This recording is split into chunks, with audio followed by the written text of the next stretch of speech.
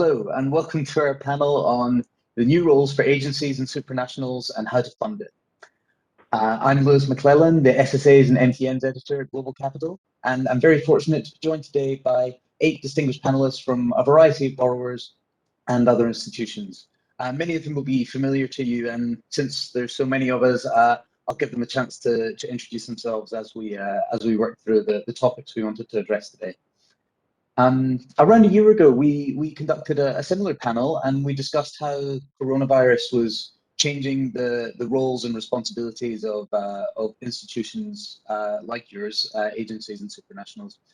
And back then we were right in the thick of it. Now, hopefully, we're on our way out, but the effects of coronavirus are still very much being felt, and your institutions are, I imagine, right at the heart of combating that. So I'd like to start there. How do you feel that your roles and responsibilities and that of your peer group has changed? Sherif, if I can come to you first on that.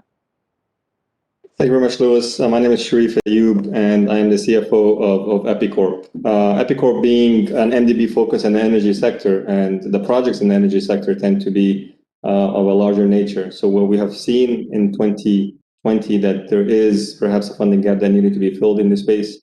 And we have, as well as other MDBs, have announced counter-cyclical packages to be able to meet with some of these challenges. That obviously has led to us, all of us, to approach the financial markets and the capital markets to issue bonds at significant size last year. Epicorp was one of these institutions as well. And the markets, and I have to admit, were also facilitative in that respect. So I think it's a kind of a virtuous cycle, so to speak, of the MDBs filling the funding gaps and the DCM facilitating this process along as well. Thank you. Thanks very much. Laura from IADB, how about you? How has the pandemic affected your operations and your funding requirements? Well, our funding requirements have definitely increased. So we had a record borrowing program last year, which for us was $26.8 billion. And we expect to continue at this high level of borrowing. So for this year, it's $25 billion. And so what happens is that the record lending leads to record borrowing and larger balance sheet. And so our work to address the Latin America and the Caribbean's needs are such that during our annual meeting this year, our Board of Governors authorized analytic work regarding a potential capital increase. And on June 8th, the US Senate approved legislation within the US Innovation and Competition Act to authorize a 10th capital increase for the Inter-American Development Bank. And this legislation now goes to the House for a vote. I see, yeah, so big changes. Flora from IFC, would you like to address that as well? Thanks, Lewis.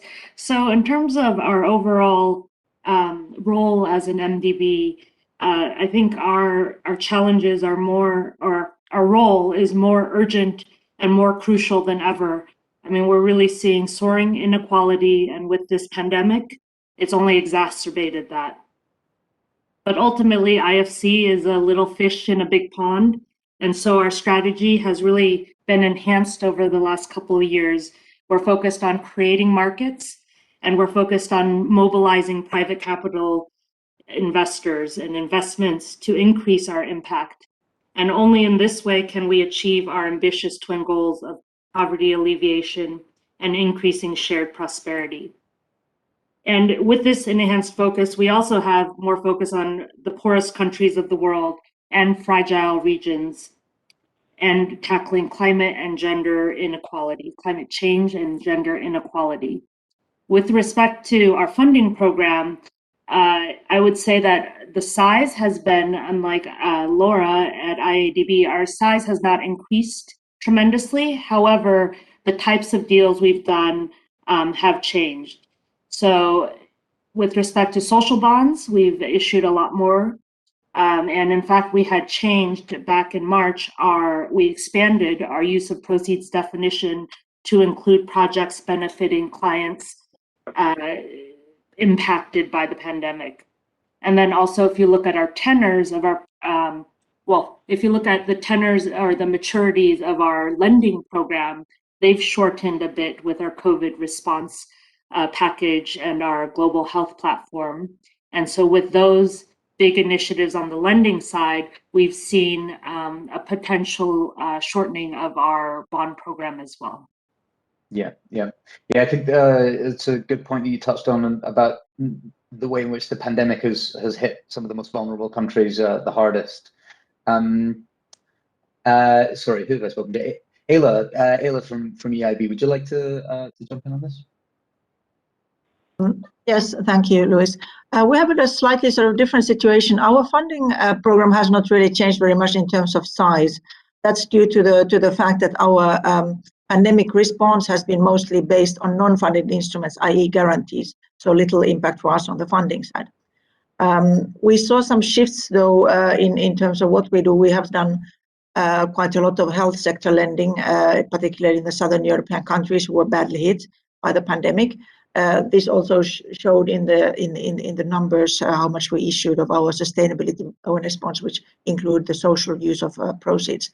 So I think we have seen in the environment in general, we have seen the increase of social bonds and the social aspects in funding, but it's really the environment that has changed, not really our own activity. We are largely in terms of the size class and the composition of funding that we were before, apart from the increase in the social side.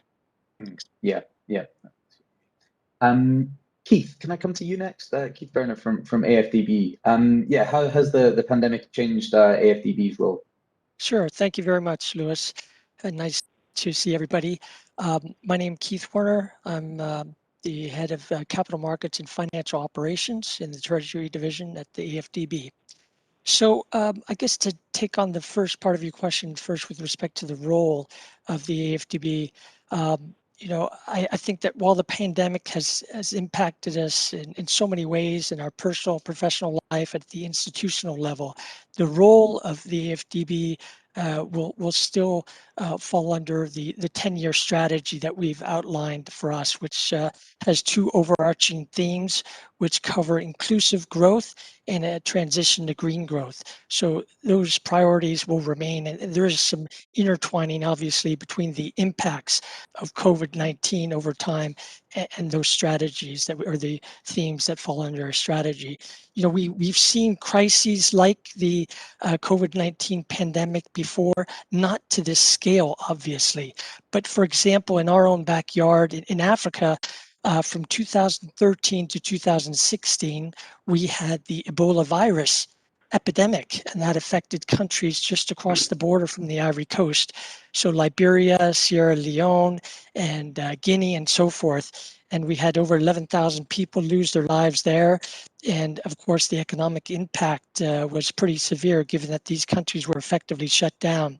So we sort of entered into a rapid response mode and helped provide budget support for the countries that face the challenges. And in the COVID-19 situation, it was the same for us. So although the overall role doesn't change, we really focused on a rapid response. We rolled out something called the COVID Relief Facility, which basically availed up to $10 billion for member countries for budget support to meet the immediate needs for COVID-19. And on the funding side, concurrently, we actually went out at the same time as some of my peers here on the panel, and we did a Fight COVID-19 social bond. At the time, it was the largest social bond ever issued. And we followed that very quickly after with the Swedish kroner transaction, 2.5 billion size, that we also used the proceeds from to help finance this facility that we had set up. So that was sort of the short-term needs being met through that avenue. We didn't see, as with Flora mentioned with IFC, we didn't really see a change in our funding program. That's obviously impacted by a number of factors. We also just had a recent capital increase in 2019 that was approved. And so now we're starting to see the capital payments come in.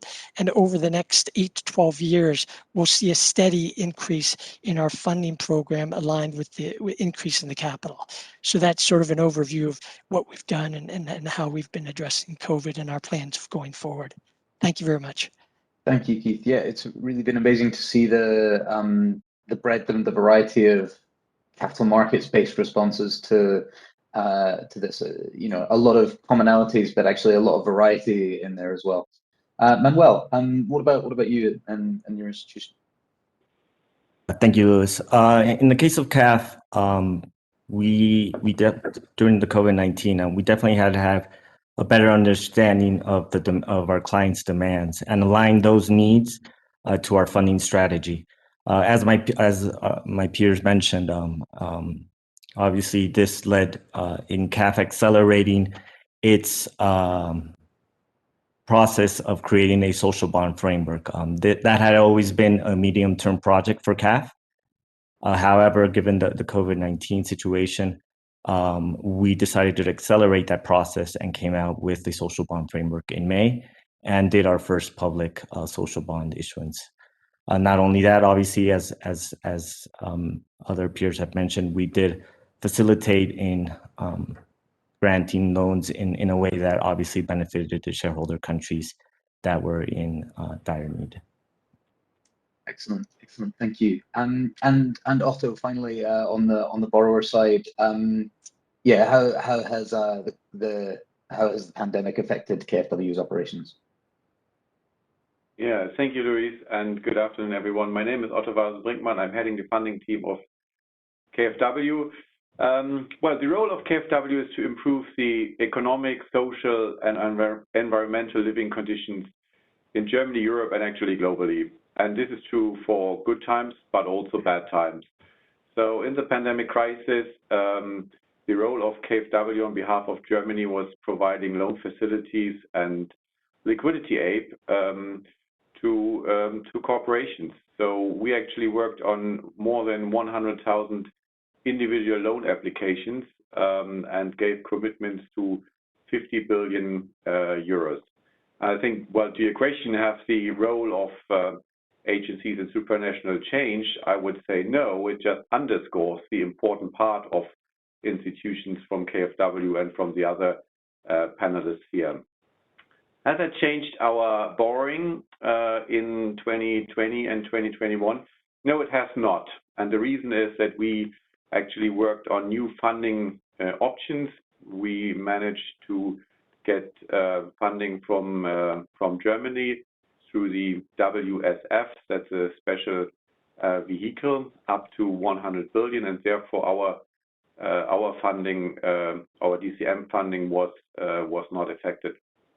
Yeah, and actually, I think we have also shown for KfW and maybe the other panelists here as well that during the crisis we had still excellent capital market access through almost all times, except a couple of days and weeks when at the very early beginning.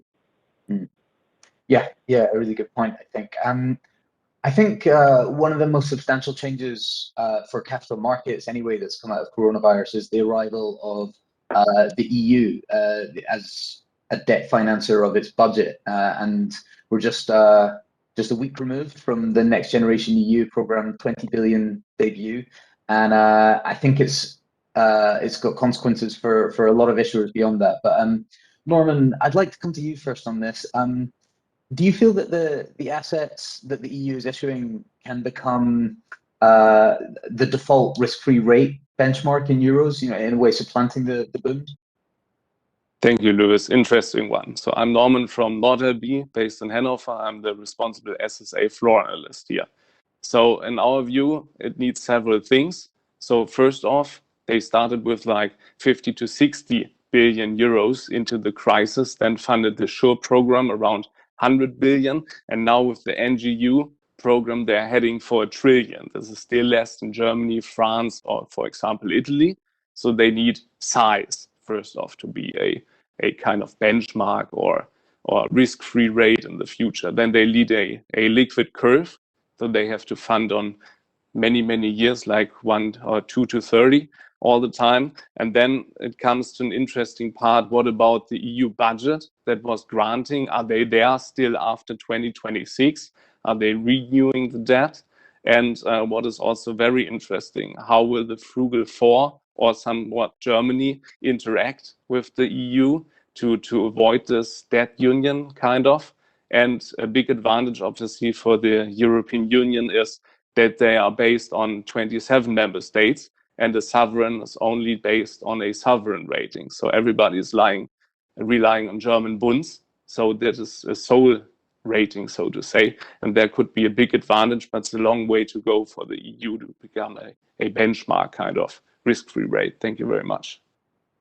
Thank you, Norman. Yeah, it's going to be a very interesting challenge. I mean, we've got, well, they've done 20 billion now. There's supposed to be another 60 billion before the end of the year, and then averaging 150 billion for the next few years.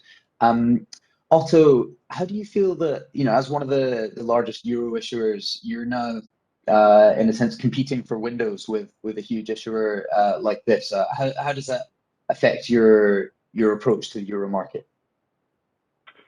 Well, that's a good question. So clearly there is a lot of attention on the EU issuance, given this huge borrowing program and the large issuance size. I mean, 20 billion euros in one syndication is unprecedented so far. And the next one will come very soon. And as you just mentioned, there is still a lot before the summer. So clearly there is a new elephant in the room competing for windows. But we have seen in the past, like EIB and other issuers also have large borrowing programs, and we have done syndications sometimes at the same day, and both successful. This has happened quite often.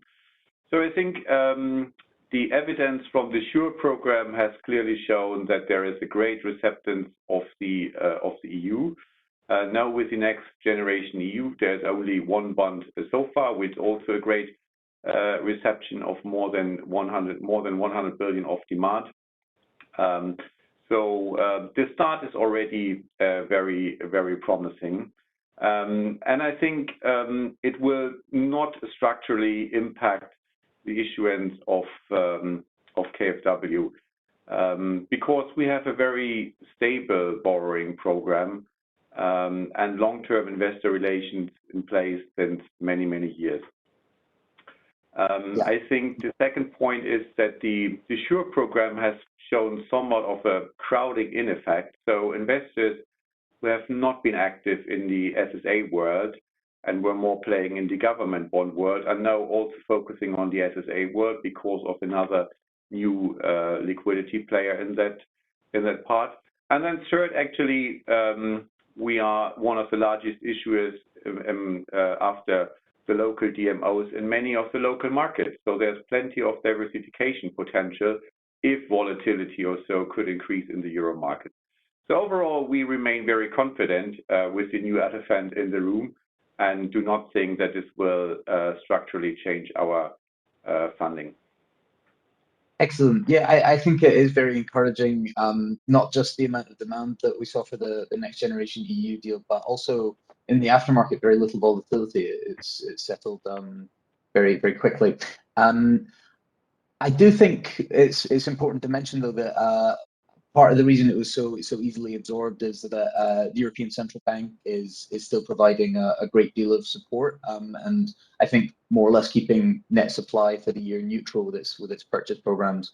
If we're facing economic growth and inflation, which one would hope that we are, it's possible that the ECB might be reducing its purchases. We might hear more about that next year, and if we do, rates may increase, and we might face more challenges there. Eila, what are your thoughts on that as a challenge for borrowers? Yeah, well, it's clear that in this current environment, the ECB support has been very helpful, especially when there's a new issue who comes to the market and doesn't start from zero, but goes directly from zero to a big number. So the market's sort of initial confidence has been there that, okay, there's ECB who will in the secondary market. I'm always trying to underline that this is secondary support, that they will buy a large part of it. But at the same time, one has to say that two things which are obviously interconnected is the ECB purchase programs and their rate policy, and then the deeply negative rates that we have right now, which have sort of evicted a lot of natural buyers of a large euro issues like us and KFWs and the Commission and others. And if they reduce their support at some stage, I think also we will see more normal or healthier interest rate as well, which then will at least partially be counterbalanced by the fact that you start to get other investors coming back in, particularly non-Europeans who have been very little present with these kind of rates. And if anybody who buys now at minus 40, 50 basis points yield, they probably only buy it because they think that they can sell it soon at even more expensive levels. So nobody buys it to hold. And many of the typical buy and hold investors have also turned into traders. And this may be scaled back a little bit when and if we start to see the ECB tapering and also rates normalizing. So I think they're both sides. I don't know if they will cancel out each other, which impact will be stronger, but at least to selling euro-denominated bonds to non-Europeans will get easier, and hopefully that will compensate. So I'm not awfully worried. I think this market always somehow manages to adapt itself. I mean, we have seen amazing things in the past 10, 15 years, and we always somehow muddle through, apart from brief periods of turbulence. So I still continue to believe that somehow this will pan out, because we have both positive and negative factors in there. Yeah, I think that's a good point. A lot of potential counterbalancing forces. I think we're seeing a similar pattern. People beginning to speculate about the return of inflation and monetary policy tightening in the US dollar market as well. Perhaps I could come to Flora. Perhaps I could come to you on this topic. I mean, are you expecting the Federal Reserve to tighten further, and will that change your strategic approach to the market? Said Flora from IFC, correct? Sorry, Flora, IFC. No worries. I just wanted to make sure. Thank you, Louis. So, I mean, I think the tightening will happen at some point, right? But of course, the question is when. And, we're seeing numbers come out that suggest that, inflation is picking up. So perhaps the tightening will come sooner rather than later.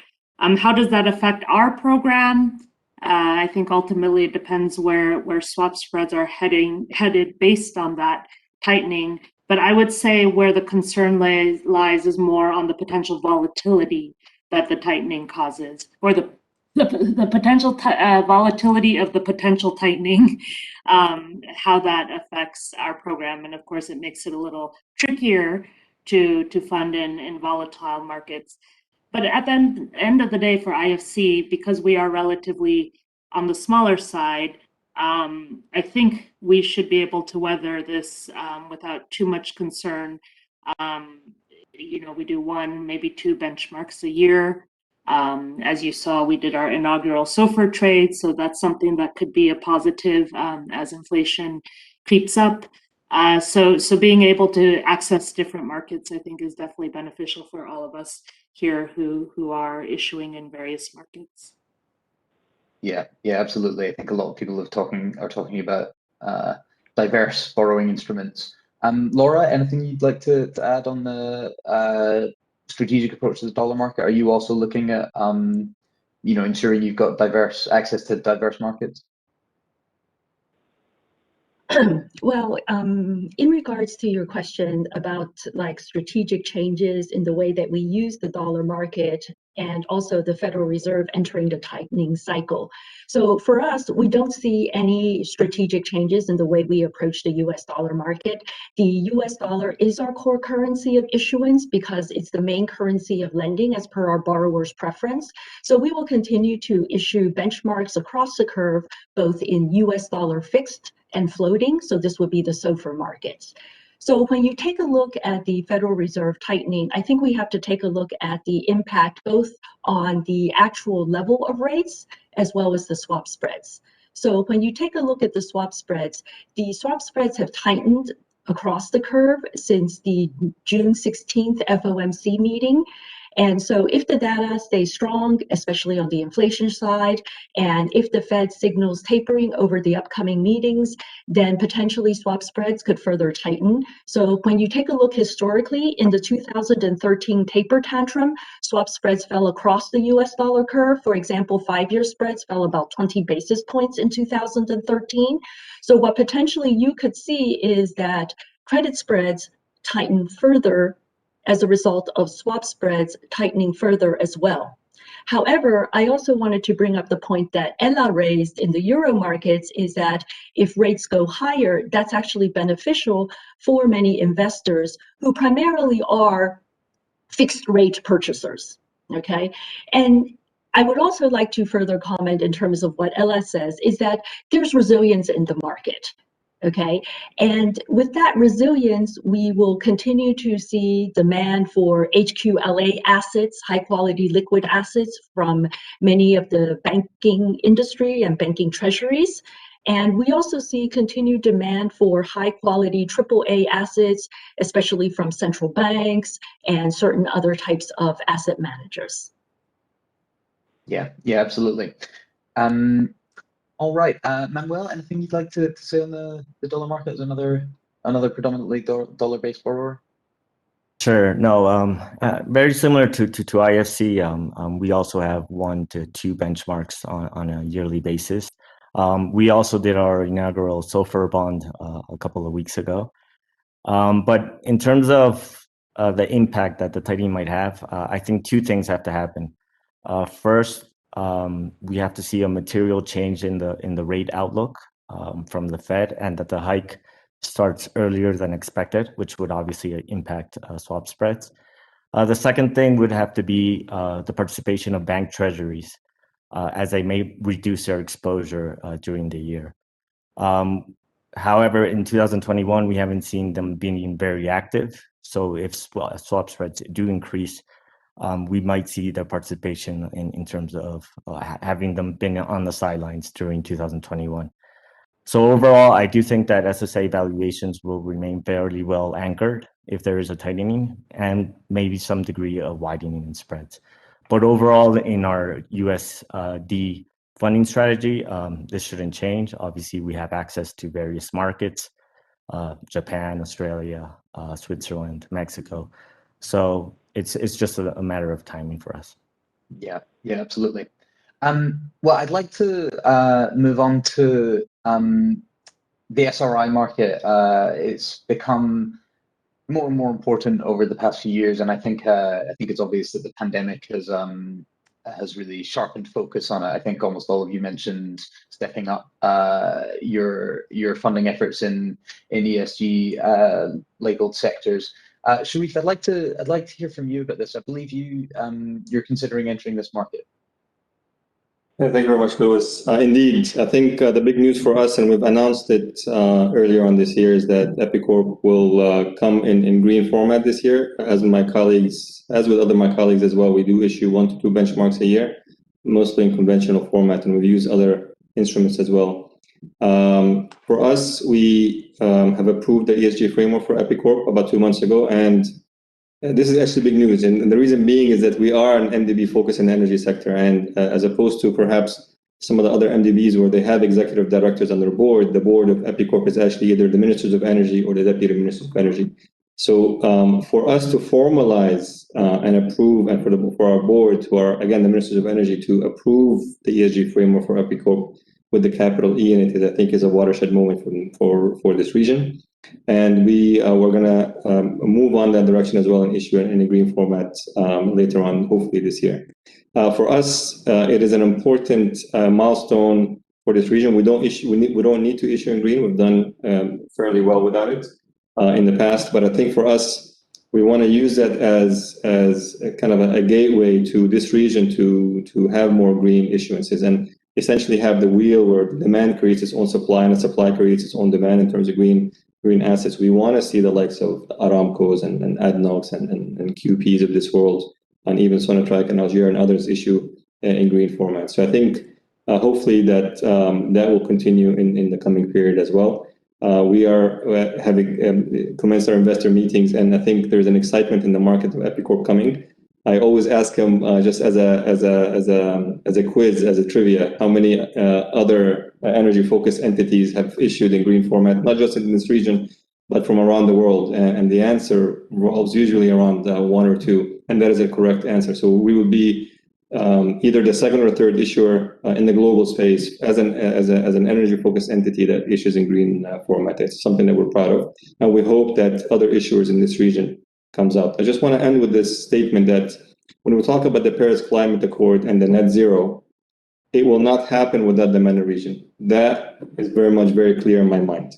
And we're trying to do our part in terms of moving in the energy transition, talking to our member countries, engaging with them positively to be able to push them in that direction, so that all of us in this virtual space today and in our countries, that we can benefit and ultimately get to the net zero targets that we all have.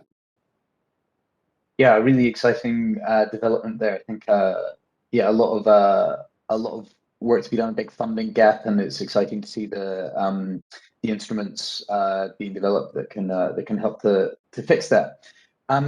There's one aspect of the ESG market that I'd like to get your views on as a group.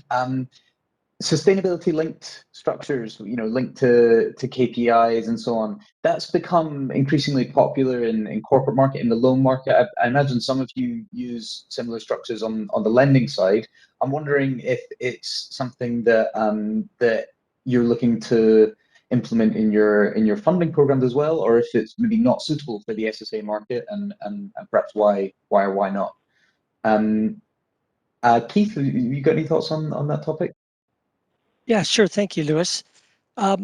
So yeah, as you say, it's a relatively new product. The sustainability linked bond was first issued by NL back in September 2019, I think it was. And of course, we had the ICMA principles rolled out in June of last year. That being said, it seems like I've seen quite a bit of interest, and there was a gap there, because I think I've read that it's over 25 billion in issuance already so far this year. And I think there's also a reason why most of that issuance has been from the corporate sector. That it may be a bit more challenging in cases for corporates to sort of find the assets needed to use the use of proceeds methodology, which a lot of the SSAs have. And that's why we've historically stuck with the green and the social bond programs in a lot of cases. In our case, we issued our first green bond in 2014 and our first social in 2017. And these frameworks have served our purpose very well. We've done almost 9 billion in issuance in 16 transactions across 5 currencies. So in terms of opening up the option for an SLB, I think it would be more of a wait and see attitude for us. I think that a lot of the times the corporates, they get a benefit because they're able, without having to have the use of proceeds, they're able to show, having a general use of proceeds, that they're wanting to transition to a more improved green profile or social profile. And they can set up, clear targets, hopefully ambitious, and also track those with clear KPIs. And that helps investors to see the move in that direction. For us and a lot of my peers on this panel, ESG is really in our DNA. And so, again, going back to what I talked about with our overall strategy, it's inclusive growth and transition to green growth. And those two themes align very well with the green and social bond frameworks. So I think in the short term, near term, we won't see any movement towards SLBs for us. But again, we want to continue the dialogue with investors and see how that product develops. Thank you. Thank you, Keith. Yeah, I've heard from a couple of investors that it's something they'd be interested in, but as you say, it does seem like when you have an extensive portfolio of assets that are eligible for financing, then the use of proceeds bonds does fit very well. Does anyone else have anything they want to add on the SLB topic? Hi, Laura. Yeah, please. Yeah, I just wanted to add in terms of what Keith has said, and I think we have to first consider why investors buy those sustainability-linked bonds and why from corporates. And so it's important for the investors to focus on the credentials at the issuer level, and more importantly, the commitment of the issuer to the Sustainable Development Goal agenda. So in this sense, the SLBs work very well for the corporates because it demonstrates to the investors that the corporate is committing to the SDG agenda for the long term. But in either way, it provides, the structure provides for a much more transparent, achievable, and credible aspect for the corporates to accomplish. And from our experience, what we see, similar to what the African Development Bank has seen, is that our current offering of ESG products, which for us at the IDB includes the Sustainable Development Bonds, as well as our I bonds, which is education, youth, and employment, so it's our social bond issuance, has been more than sufficient for investors at this moment in time. And that's due in part because investors understand that for many of the supranationals, we have a commitment to the SDGs. We also have corporate results framework, which report how we are accomplishing various KPIs under the SDGs. And so to that extent, there may not be a specific need to buy an SLB from a supranational, but definitely if there was interest from various investors, it's something that we could consider. Okay, thank you. That's interesting. I'm glad you mentioned the SDGs. I wanted to ask you if, as a panel, it seems that the range of issues that can be addressed in SRI frameworks has been broadened. We're developing the tools to assess the impact that your lending can have on a whole variety of issues. Is that Norman? I'd like to get your thoughts on how that's changing the ESG market. Yeah, from an economist point of view, I clearly support that idea. Just recall, as the other guys have already said, where the SDGs come from. It's former the Millennium Goals, so we didn't fulfill that.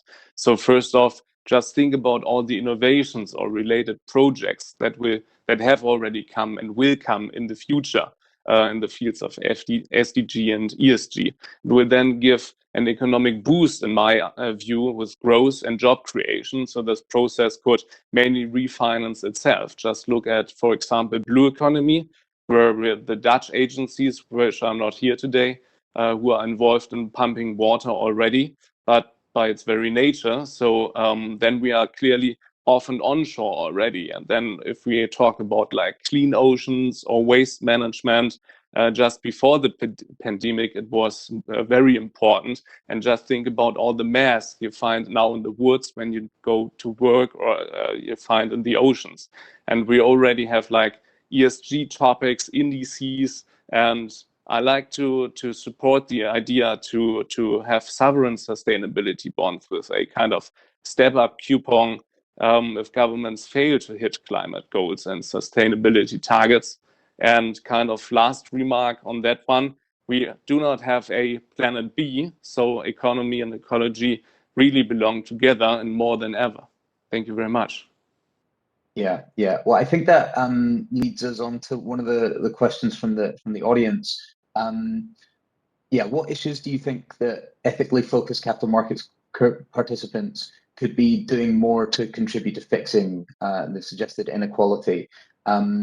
So we are sort of broadening the gamut of products that are targeting specific issues, but are there any gaps that you see that you'd like to be filled?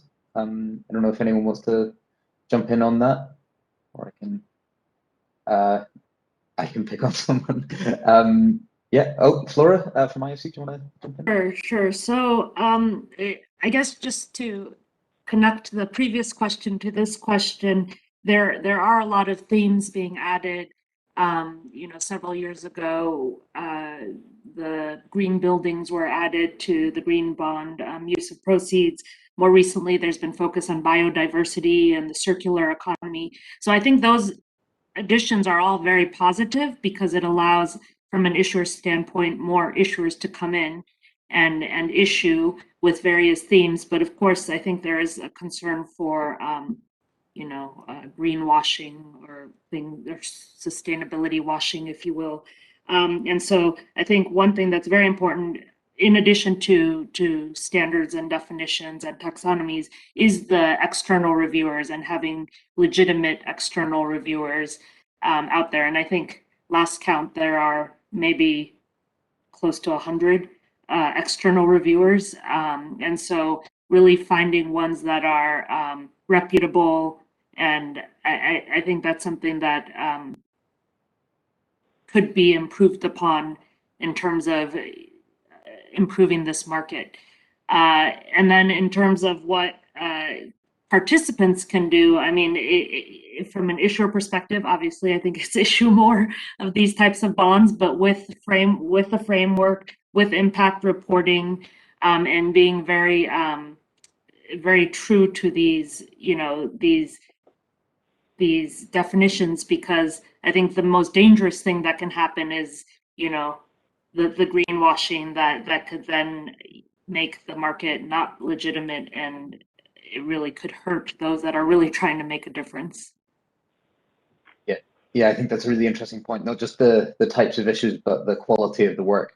Eila, sorry, you were gonna speak there. I think one sort of trend which is already started, but I think which we should see more of, is that any of these, whether you do sustainability-linked bonds or green bonds or SDG bonds, whichever, but that you put it into the whole, the context of your whole sort of firm strategy, whether you are corporate, municipality, or SSA, doesn't matter. But it's not something that you do in one corner of your activity and the rest remains non-SRI. It's the big picture. And I think when we talk about greenwashing, usually it's not about these individual transactions being greenwashing. Usually, to me, if it happens, it's in the context of showing off 10% of your activity while 90% is not, maybe doesn't tolerate the daylight. So I think this is a trend which we start seeing, and I think we should see more of that. Yeah. Norman, you were going to say something. I'll have to ask you to make it quick, because we're running. I wanted just to address the question about traveling that just came in. So I haven't seen Otto since like 2 years, and I couldn't easily reach him by train. But with the Canadian provinces, for example, you have to fly there if you want to make business over there. When you once have established a relationship, it's much easier by phone or by Teams or by WebEx Zoom. But there will remain a decent amount of traveling, unfortunately. Yeah. Well, I'm afraid I'm going to have to leave it there. So I'd just like to extend a big thank you to my 8 speakers who've done a fantastic job. And there's going to be a short break now, and then a presentation by Goya Subramanian, the MD and Head of Inflation Trading at JP Morgan, in a few minutes on the inflation conundrum, what the past can teach us and where we're going. I'd also just like to highlight a couple of upcoming events. We've got the SRI Europe Conference, 7th to 8th of September, and the Asia Global Borrowers Conference, 28th and 29th of September. So just, thank you once again to all my panelists.